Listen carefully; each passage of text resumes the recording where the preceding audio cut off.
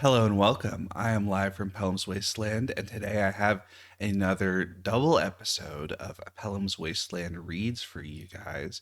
This time covering two books that I read recently. One is called Steel Lobsters, Crown, Commonwealth, and the Last Nights in England by Myke Cole, and the other is Religio Medici and Urne-Buriall by Sir Thomas Browne. The cover of the Thomas Browne one and the version that I read is the NYRB Classics publication from fairly recently.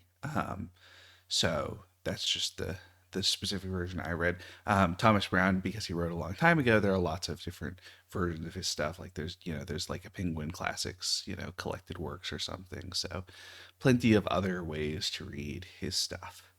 Um, I have not read anything else from either of these authors, although Religio Medici and Urn Burial was a reread because I had read it a couple of years ago and really enjoyed it the last time I read it and really enjoyed it again.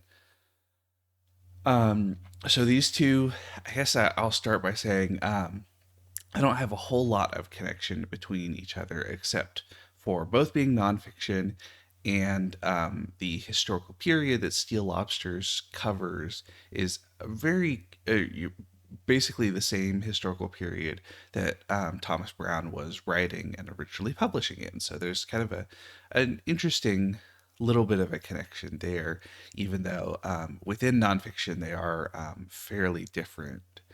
Steel Lobsters is very much a kind of pop history, I guess, not in an insulting way. And Steel Lobsters in the book, there's actually a point made about the relative lack of good kind of generally accessible sort of pop history type material on the period that I think is a fair point to make.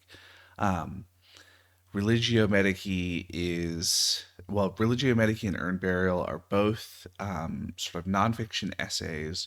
Religio Medici literally means the doctor's religion, and is sort of a discussion of uh, religion, I guess. Yeah, it is religion, but it's a very kind of particular, idiosyncratic, and kind of playfully learned version of religion. Thomas Browne's kind of um, fun and interesting and weird collection of thoughts on religion.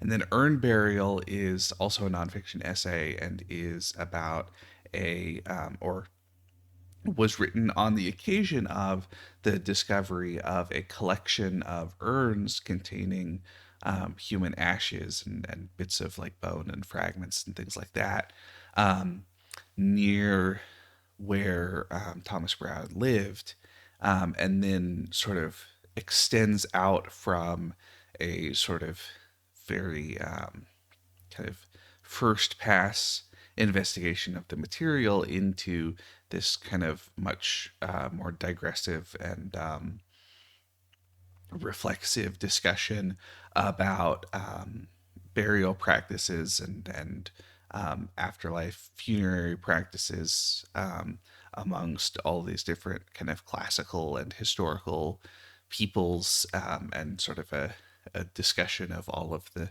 things that they did regarding their expectations of the afterlife and things like that. So yeah, it's really cool. So I'll start with Steel Lobsters. Steel Lobsters, like I said, written by Myke Cole, who has written a couple of other nonfiction books. Has I think there's one of them that's about Spartans, that's called like the Bronze Lie, the myth of Spartan supremacy, which is interesting. Um, cool that somebody is talking about that sort of thing. Um, and then has also written a number of fiction books. And I haven't read any of the other things that he's written, although I'll probably check out at least something because I thought Steel Lobsters was pretty good. It follows the specific Steel Lobsters are a horse regiment, a cavalry regiment in the English Civil War that is led by Arthur Heselridge, is sort of our protagonist for the book, who is a member of parliament and also a member of the sort of nouveau riche class, um, who are not necessarily non-noble, because this is an era where nobility is for sale, but they definitely do not have the like long-standing pedigree of a lot of the very ancient noble families, and have, made their money doing all sorts of sundry things like being lawyers and judges instead of presumably the acceptable way to make money, which is to like own a feudal estate.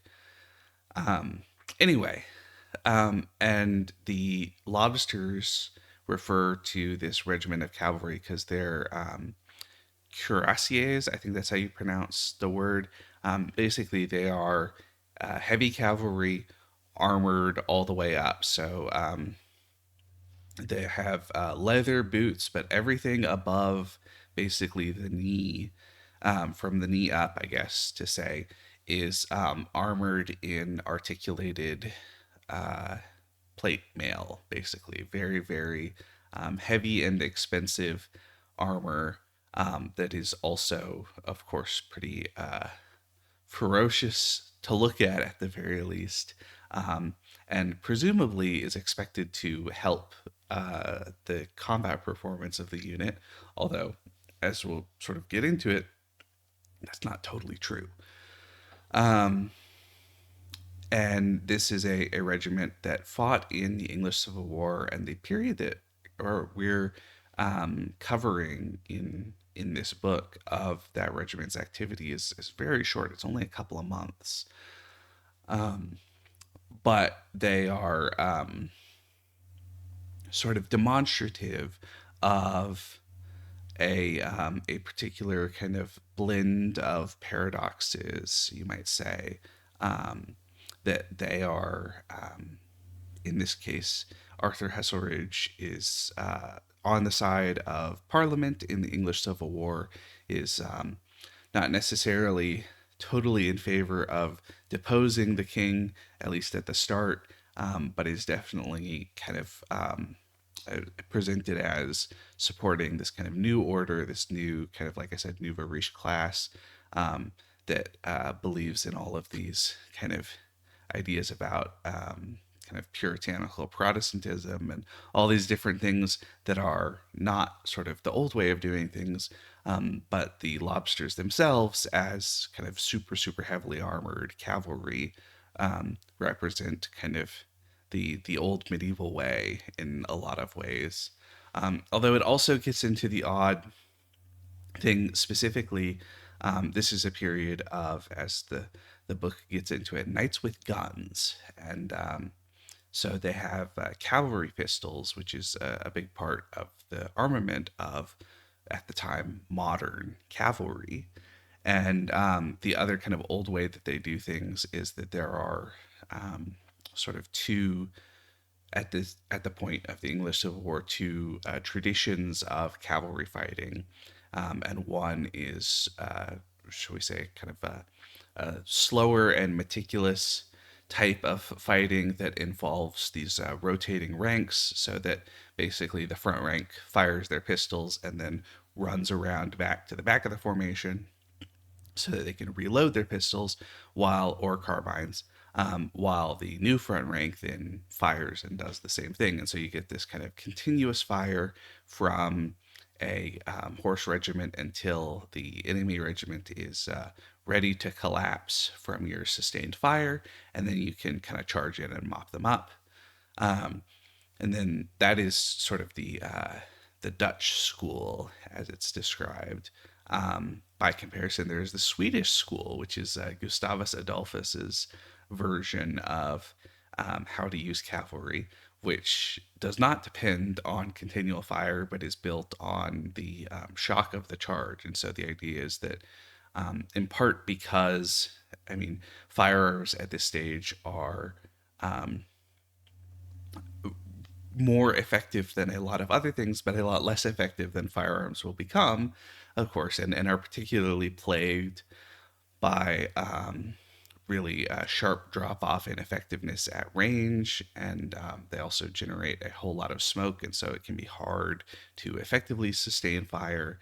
And all of these limitations that lead to this concept of, well, instead of sitting back and shooting with the pistols at range, the cavalry could just basically charge in and fight with the pistols in almost melee or in melee, and therefore the weapons would be a lot more effective, much more kind of immediately chaotic and seemingly dangerous for most everyone involved, but potentially much more effective, especially if you could catch an enemy regiment who is basically expecting to fight in the slow pistol way, the long distance kind of continual fire formation that is deeper and so is likely to get outflanked and is dependent on this kind of chance to sit still and build up their continual fire. And if you could just smash into them, you might just drive them off the field, basically.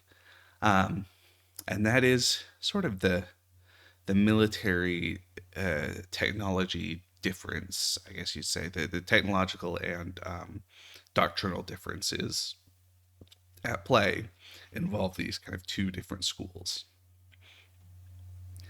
All of that is set up based on basically how cavalry is fighting in the 30 Years' War, which plenty of people who are involved in the English Civil War are aware of, have either directly led troops or have been into Germany and uh, other parts of Europe that are fighting in the 30 Years' War and have seen how the battles were fought and all that sort of stuff. So they know about these kind of tactical differences, these doctrinal differences.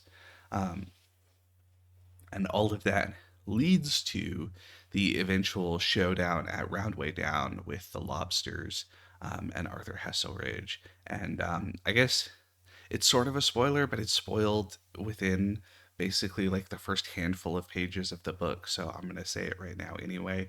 So don't listen for like a minute and a half if you don't want to hear about spoilers. Um, but the lobsters themselves are thoroughly trounced by the cavalry charge, and it turns out that their armor is not as useful as one would hope. And this is the end of super heavily armored knights in battle, and this is presented as kind of the passing of the age, the last gasp of this particular type of warrior, if that makes sense. Because it is so crushing and because it is so expensive, right? That's the other thing, is that a more lightly armed cavalryman with a buff coat and a breastplate and a helmet instead of this kind of full articulated suit of armor is not just potentially just as effective in battle, but is also very, very cheap to equip by comparison. And that this is an era where that is becoming a greater and greater concern. Obviously, I mean, not that it wasn't a concern in other times, but this is an era where troops are provided equipment by the state or by the owner of the regiment rather than providing their own equipment, and so that becomes a bigger deal. Anyway, so yeah, the book is pretty good. I did not necessarily like the way it was written all the time. There are parts of it that feel, to be honest, kind of over sensationalized, and I don't necessarily. There's a sort of bit at the end where the author, Myke Cole, basically doesn't quite directly come out and talk about it, but does say a few things that are, I think, related to that stylistic criticism. I don't necessarily totally disagree with his response, but I think it could be toned down.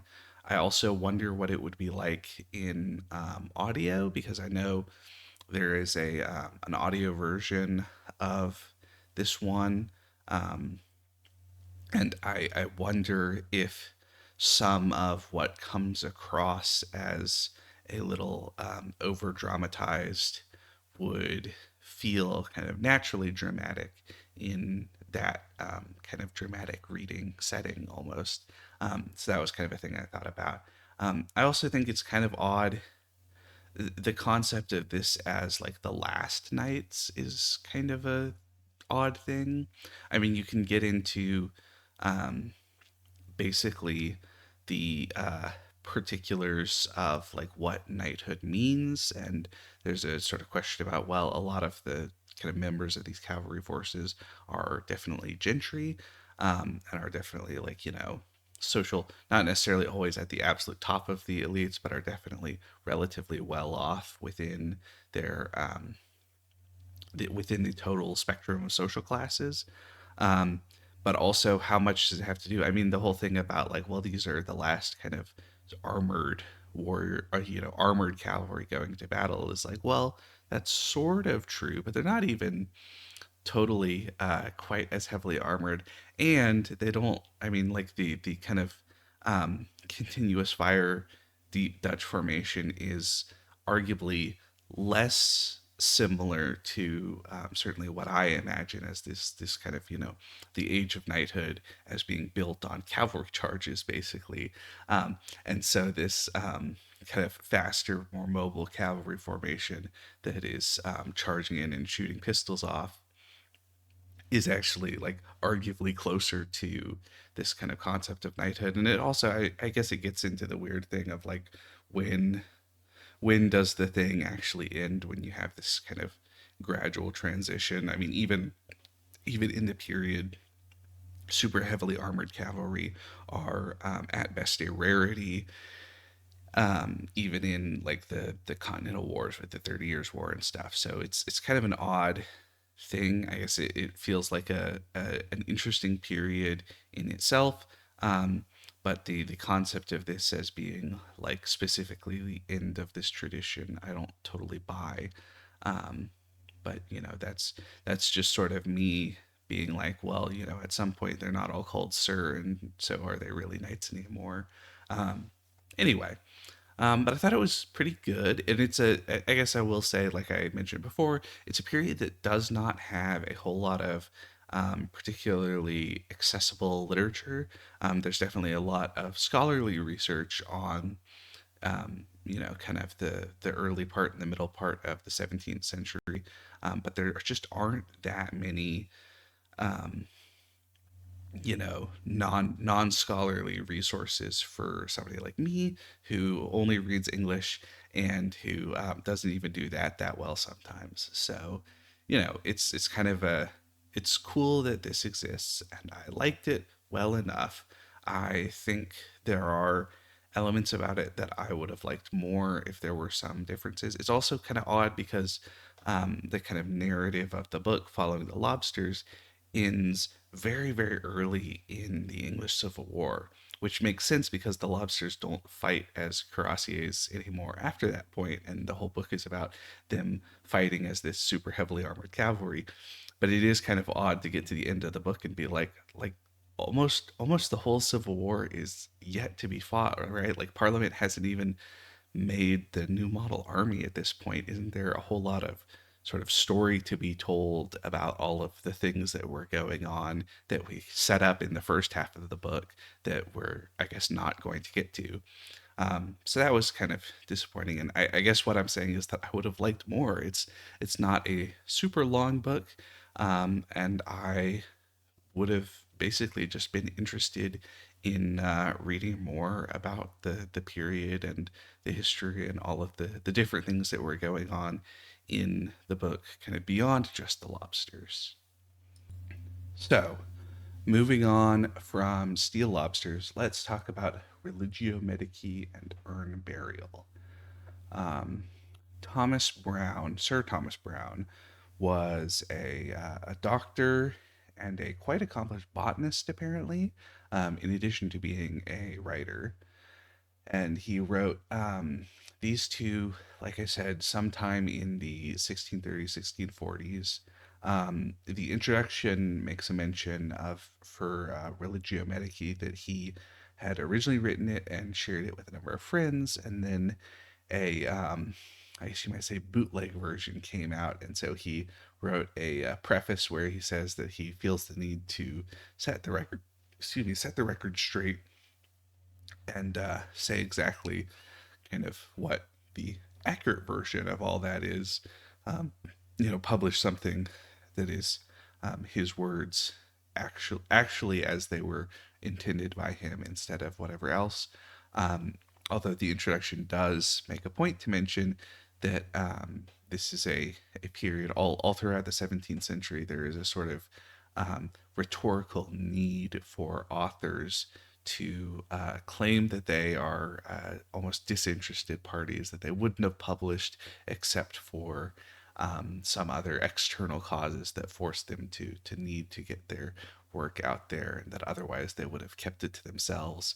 And that the idea of this as a, like I said, a sort of rhetorical stance is, is funny.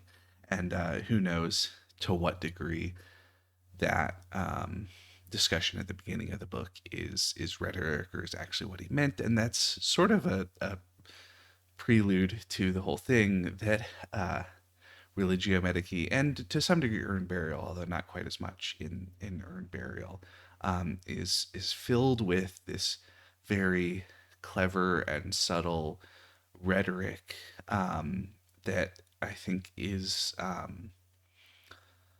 little bit bewildering in one ways, but is kind of wondrous and just fantastic to read. Um, Thomas Browne likes to talk about all of the things that are basically like factual details that are incorrect in scripture that do not challenge his belief despite being factually incorrect. And so he talks about like, well, it says that just because it says that Moses used fire to burn down the golden calf into powder, and that doesn't make sense because we know that when you put gold in fire, it doesn't go to powder; it melts. But that doesn't, harm my belief at all. And he does this over and over again. Or he talks about like, well, just because after Lazarus is resurrected, there doesn't seem to be any type of issue over inheritance, right? That his heirs don't feel defrauded by his return. That doesn't actually like matter to my belief at all. And of course, as it kind of happens over and over again, there's a sense of, I wonder if it actually does matter to his belief at all. And that's kind of the sort of cleverness, the playfulness on display that I think what we are seeing in Religio Medici really is a kind of fascinating and wonderful look at the beliefs of a like very clever and very learned individual who believes complexly, who has doubts and has all of these different kind of things that are difficult to reconcile, and sometimes does not feel that they need to be reconciled, and sometimes does think so, and who will kind of go back on things that he thinks. And he talks about like how his kind of expectations of tolerance of opinion are basically just built on the fact that he changes his mind all the time, and so he wouldn't want to condemn another person for a position that he might well hold himself soon enough. And it's very clever and self-aware and tongue-in-cheek and fun and just beautifully written. In the introduction, there's a little bit about a number of the later authors who have been fans of Thomas Browne, and it's Herman Melville and Virginia Woolf and Jorge Luis Borges and W.G. Sebald and all of these just wonderful, wonderful authors that are also totally worth reading, who apparently are fans of Thomas Browne, which is pretty awesome because his stuff is great. Anyway, and I'm going to read a little bit from it, which I don't normally read passages from the books, but this one I wanted to read a passage because I think this passage is really cool and gives you a sense of what the writing is like. So, from Religio Medici. Yet if, as divinity affirms, there shall be no gray hairs in heaven, but all shall rise in the perfect state of men, we do but outlive those perfections in this world to be recalled unto them by a greater miracle in the next, and run on here but to be retrograde hereafter.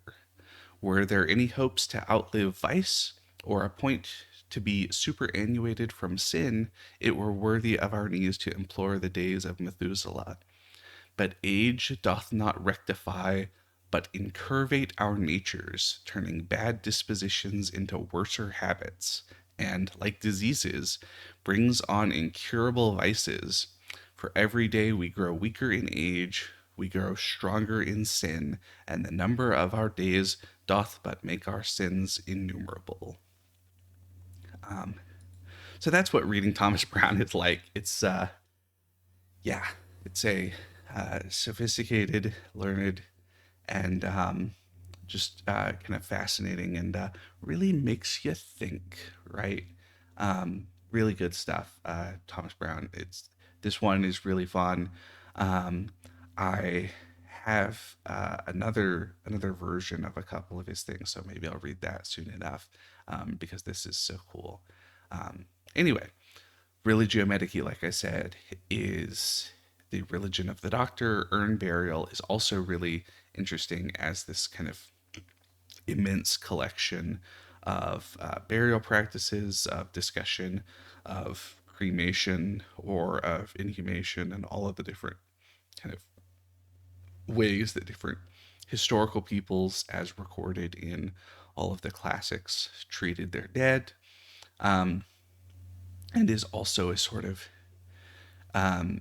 among other things, it's really interesting as a kind of vision of like what archaeology and cultural anthropology are like in an era that is old enough that the relics that it has left behind for us are themselves archaeological um, details, and that it is a period different enough from ours to be interested in cultural anthropology of this period. And so it's kind of a fascinating, this one in particular, Urn-Burial, is such a fascinating look at the way that at least Thomas Browne himself, and hopefully some other people in his era, thought about basically the human past, not just as a history of events, but as a history of kind of the lives of people. And like I said, all of this kind of archaeological and cultural anthropology material that I myself am really interested in. But it's really interesting to see these concerns in this way that are expressed in this kind of interest, in addition to just being wonderful to read, because Thomas Browne is so much fun to read. So yeah, I don't know. It's harder to talk about um, everything that's in Religio Medici and Urn-Burial, because I think a lot of the reason to read it is because of how it's written, which is part of why I wanted to read that passage for you guys. There's not a whole lot of plot, right? It's a discussion of some ideas, but it's not really like a linear argument at all. There's not like a specific, here's a thesis and here's how I'm going to prove it and here's all the elements of proof that are brought forward. It is very much kind of meandering and idiosyncratic argument. So anyway, all I can say basically at this point is you should read Thomas Browne in whatever form, but this form is really good.